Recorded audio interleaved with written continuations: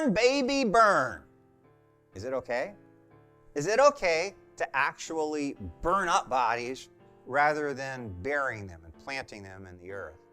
Well, let's ask the Bible what it says. We're going to find out it's a little ambiguous. First of all, there is one positive story of cremation in the Bible. Did you know that? It's in 1 Samuel 31. Listen. But when the inhabitants of Jabesh Gilead heard what the Philistines had done to Saul, you remember what they did, right? After Saul and his sons died, off go the head, and they hanged the bodies on the walls of the city. So all the valiant men arose, and they went all night, and they took the body of Saul and the bodies of his sons from the wall of Bethshan, and they came to Jabesh and burned them there. And later on, David praises them for this act of kindness and respect to the bodies of Saul and his sons.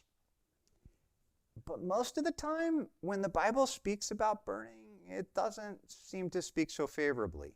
Think about Amos chapter 2. Listen to these words. Thus says the Lord, for 3 transgressions of Moab and for 4, I will not revoke the punishment, because he burned to lime the bones of the king of Edom. So I will send a fire upon Moab, and I will devour the strongholds of Kiriath, and Moab shall die amid uproar, amid shouting and the sound of the trumpet. There it sounds like something that, well, angered God, right, when they did it. So I think the best way to get the biblical picture is that most of the time, the Bible depicts the norm being people being buried in the earth.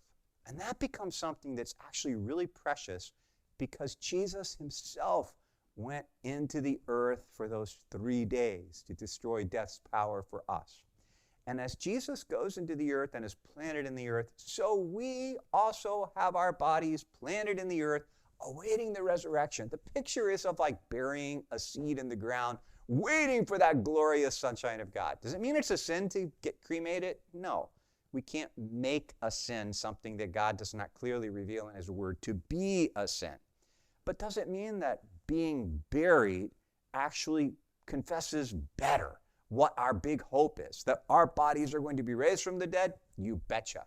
It's just a clearer confession of what we believe. So it doesn't make cremation wrong, but it does say that there's a preference in the church for burying. That's the way it's been from the beginning. We follow the pattern of Jesus whenever we can.